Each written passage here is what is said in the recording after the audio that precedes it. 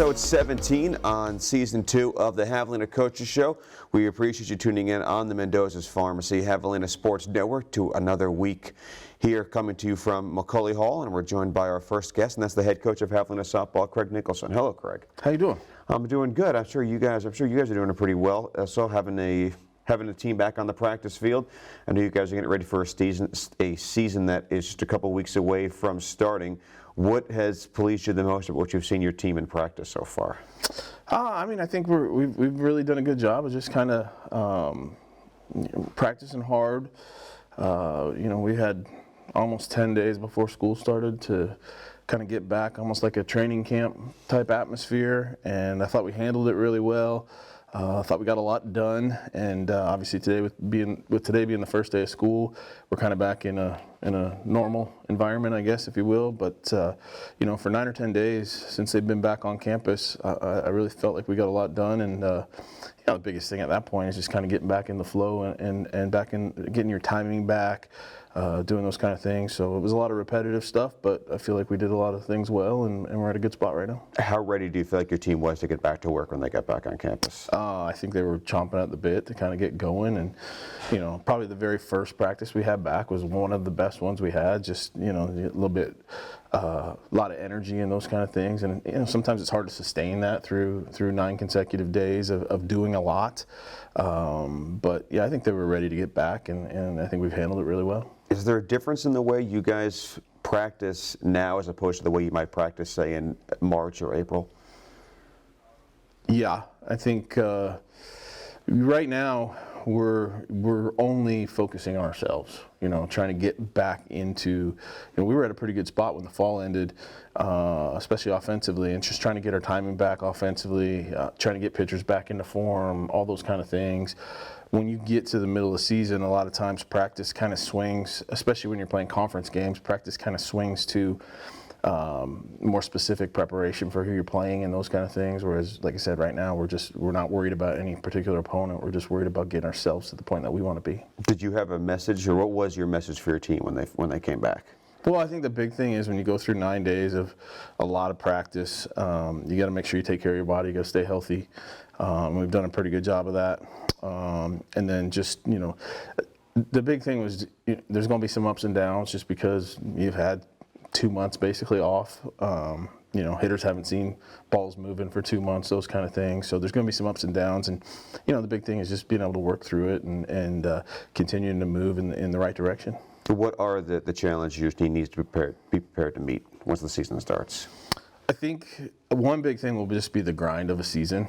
I mean, if you look at last season, I think we played, 40 games maybe, somewhere around there. That's not a normal season. So I think going back to the 56 regular season games, plus a conference tournament, plus a regional tournament, those kind of things, where you get up into the 60s in terms of games played, I think that's a challenge. That'll be a challenge for us because we have a significant portion of our team that hasn't really been through that.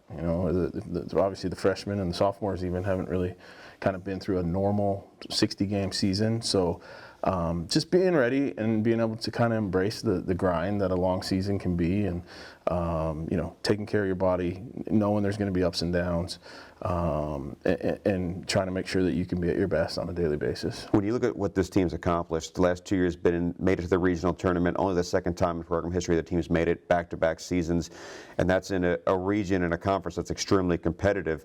When you have a team that's reached those goals, do you feel like you have less of a response, or do you feel like players know what's expected and there's less, you don't have to remind them as much as far as what you expect out of them and what the goals are? Yeah, I do. I mean, I think we have people in this program that don't know any different than going to the postseason. So a lot of people, are at a point where that's just what they know and that's just what they expect.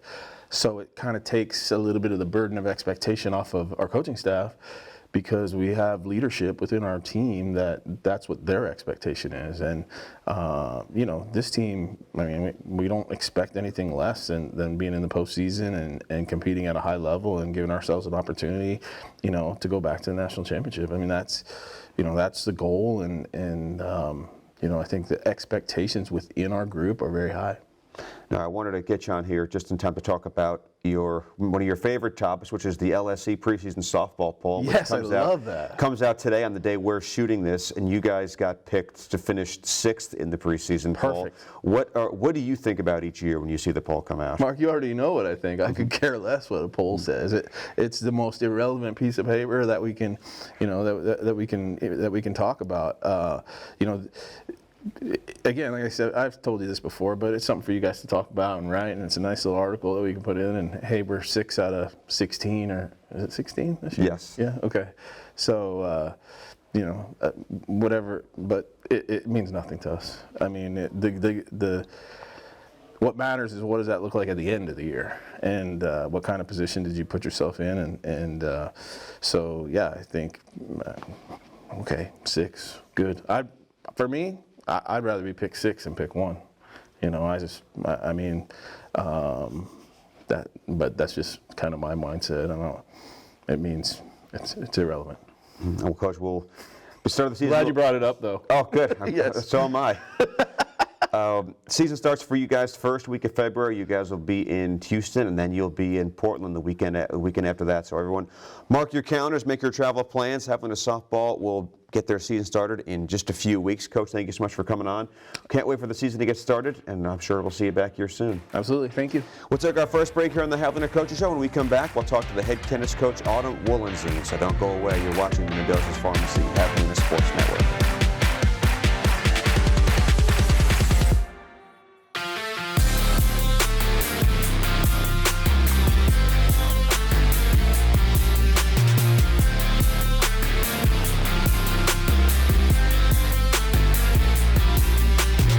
To episode 17 of the Javelina Coaches Show, and we're joined by our second guest, and that is from Javelina Tennis, the head coach, Autumn Woolenzien. Autumn, thank you so much for making some time out today. Thanks for having me. We're just a couple of weeks away from the start of the spring season for you and your team. How ready, excited, prepared is your team to get the spring season underway? We are very excited. They are in great shape, so that is a good thing. That helps us feel prepared. For now, we just need to hit some more balls and we'll be good. One of the things you mentioned when we talked at the end of the fall season, you said you were happy with the fight your team showed. You felt like you just needed to work on getting your team's confidence up a little bit. Do you feel like you have a more confident team right now? Yeah, yes. I mean, it helps to be in shape. It helps to have a good fall, in which we did. It helps to go home and take a break and come back feeling revved up, ready to go. And we've worked a lot on confidence. So I think that, yes, I think we accomplished a little bit of that for the start of the season. You also said, I believe, you wanted to make sure you put in some time for your team getting better in doubles matches. How much do you feel like your team improved both at the end of the fall and now heading into the spring in that? I think the experience matters. I think the experience of having last year and then having the fall and practicing and focusing on doubles in the fall matters a lot. So I think that always will help to improve us. I think it goes back to gaining confidence and building and believing in that confidence. So I feel like every time you and I talk, you talk about the fight that your team shows, and you mentioned that a lot in the fall. And it's interesting coming from the fact that a lot of these athletes, they don't play team tennis until they get here. And now all of a sudden, they're a part of a team. They have other players who are counting on them and who rely on them. How do you as a coach, or do you have to change the mindset of players when they get on campus who are used to playing individual? And is there anything you need to change as far as the mindset is concerned, as far as reminding them, hey, you have other people who are relying on you and depending on you? Yeah, it's a constant fight for me to teach them to be a team and work together. Tennis is, by nature, is an individual sport outside of doubles. So, you're used to fighting for yourself. You're used to fighting for every ball. And I think that that's the biggest thing that translates to them is being able to fight, just knowing how to fight and then learning how to fight for each other. And that has to do with, creating a team bond and creating a team friendship. So it's much easier. One of my players said it's much easier when you're friends to be able to fight for each other. And I think we spend a lot of time, getting to know each other, getting learning about each other, learning about different cultures. We spend a lot of time talking about the bond that they share and how short this time is together and how fun it is. And so I think that helps them to get the idea of being a part of a team sport. And then some of them have played on teams, like they've played other sports besides tennis, like soccer, and one of them has played field hockey. So, you know, they understand. It's just a matter of implementing and doing those things that make us a team. How happy are you with the way your players have bought into that mindset, as well as the culture and the goals that you have for your team and your student athletes, both individually and as a group? I think the biggest thing is letting this be player driven, you know, and player motivated. It's not just about my goals, it's about their goals and how they come together to form those goals. And so, you know, and as they reach certain goals and they know that it's possible, that also brings them together. So, you know, I'm very happy with the fact that they are teaching them how to be goal-oriented women, teaching them that, you know, if you put something out in the universe, it's going to come back to you, and it matters how much work you put into it. So that's always a focus of mine, and especially at this point in the semester, it's the start of the semester, and knowing, you know, they're all very excited, they're all very motivated, and okay, so now let's give some structure to that. What are we going to do, and how are we going to do it? So February 1st is the start of this season. You guys will be on the road at A&M Corpus to get the spring started. What are the goals you have for your team this spring? To be prepared, to be ready the first match. It's a long season. I mean, we could possibly play into May. So, you know, the first match, you want to feel like you are ready to hit the first ball, that you're ready to you know, the first match shouldn't feel like the end of the season, but it should feel like, okay, we have a bit of momentum. So, and we have some things to work on. So, Corpus is always a great barometer for us to know, you know, how well in shape we are, or, you know, how much fight they have. And it's typically a first time look for me is to see, you know, especially like newcomers, or, you know, to see how well they face pressure and things like that. So Corpus is a barometer to help me know exactly where we stand and exactly where we need to be by the end of the year. Oh, I know we're all looking forward to that, just the same way you and your student athletes are. February 1st is the first match. Coach, thank you so much for stopping by. I know we'll see you back here again soon. Thank you so much. Thanks for having me. And appreciate everyone for tuning in to the Javelina Coaches Show. We're going to take one more break, and our next guest is our head women's golf coach, Stefanie Maynard, so don't go away. We'll be back with more Javelina Coaches Show in a moment.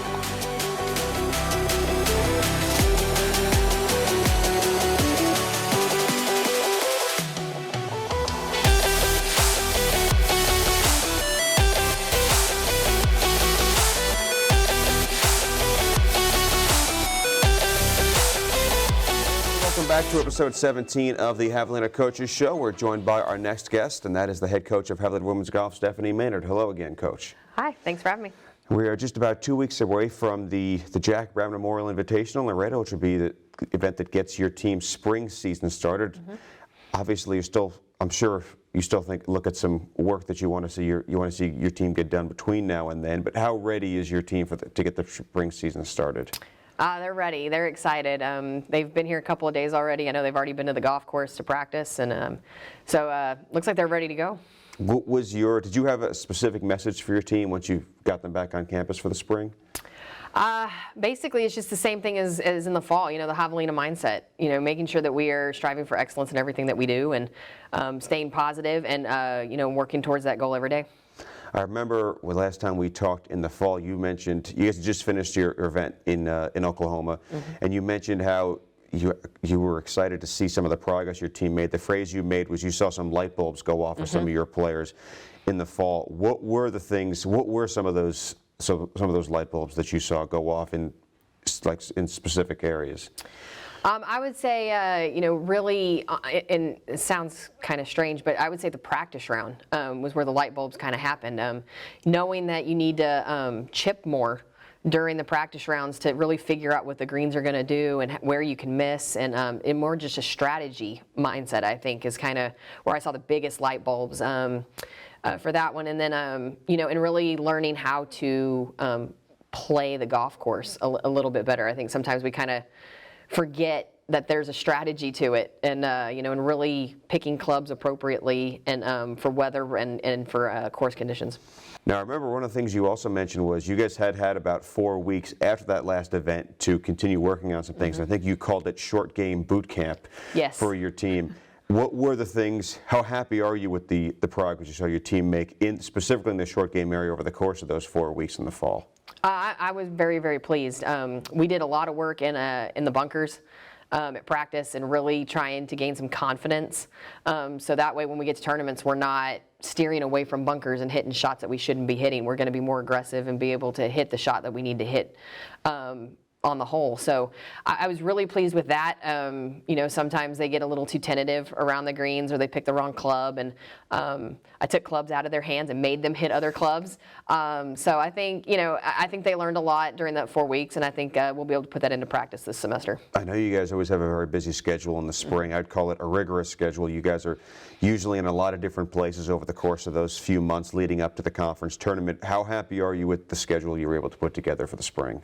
Oh, I'm really happy with it. We're going to see a lot of conference schools, probably even some regional schools that we'll be able to travel a little bit more now.